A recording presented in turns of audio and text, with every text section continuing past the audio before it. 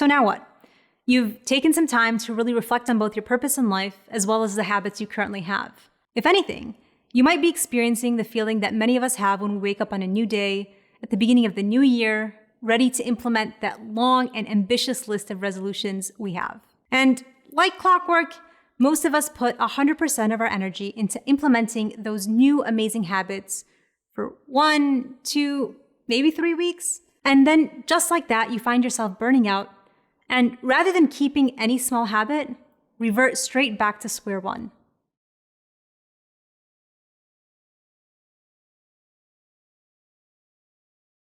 The companions of the Prophet ﷺ experienced this kind of intense ambition to pursue all good deeds. I mean, imagine hearing a motivating speech by none other than the Prophet of God. Who wouldn't want to go all out afterwards? And yet, time and again, we see the Prophet, peace be upon him, actually warning against the desire to go big or go home. Once, the Prophet, peace be upon him, came home to Aisha radiallahu anha and found another woman with her. He naturally asked who this woman was, and Aisha went ahead and introduced her, saying, "Oh yeah, this is so-and-so. She's sort of the talk of the town. She doesn't sleep because she's up all night praying." Now, before finishing off what the Prophet says next, take a guess as to what he'd say.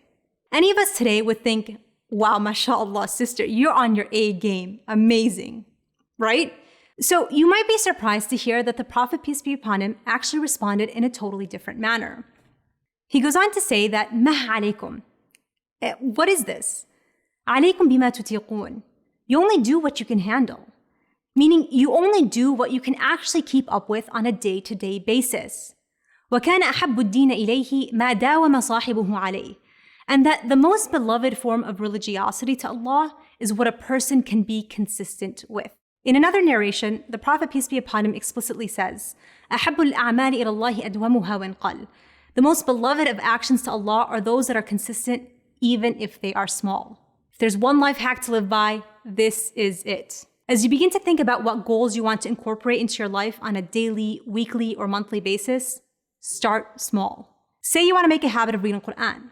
Rather than start off with reading an entire juz a day, or reading for even 30 minutes, aim for 1 or 2 verses or set a timer for 5 minutes. Whatever you can get through in 5 minutes will have met your goal for the day. This goes for any habit in life, whether it's exercise, writing, committing to personal development, you name it. What I think is so hard for people to accept is that something as little as 5 or 10 minutes can even make a difference. So we think to ourselves, why bother? Either I commit to an entire hour or might as well do nothing. What's a few minutes actually going to do? There's 2 things you want to keep in mind here. For one, once you make an action a habit, it's so much easier to progress in the habit itself. So going from 5 minutes of reading a day to 10 to 15 to 20 is much more manageable than going from 0 to 100 on day 1. You're planning for the long term. A slow and steady pace is not there to limit you, but to get you warmed up and build your endurance for the long run. Before I started memorizing Quran seriously, I actually started by reading 2 pages every single day. I knew it was something I could handle easily.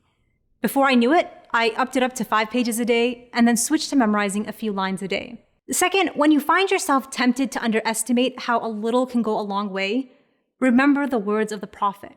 This always does the trick for me. In fact, that's what got me through grad school. I decided to write my dissertation in a 2-year timeline. If you're not familiar with PhDs, that's a very tight deadline. And most people told me it was nearly impossible. Yet, I was able to do it, not because I logged hours of work on end or stayed up every night until 2 a.m., but literally by focusing for a couple of hours every day. I tried to live by this hadith and I got to experience its immediate benefits. We live in a time in society where more is always better, no matter the cost or circumstances. But as Muslims, it's never been about how much you can do. God and His Prophet tell us that. They remind us to be consistently good. And at the end of the day, a small goal makes it easy to get done. Once you've been able to check it off your list, you trigger a sense of accomplishment internally, which motivates you to move on with more confidence to the next task at hand.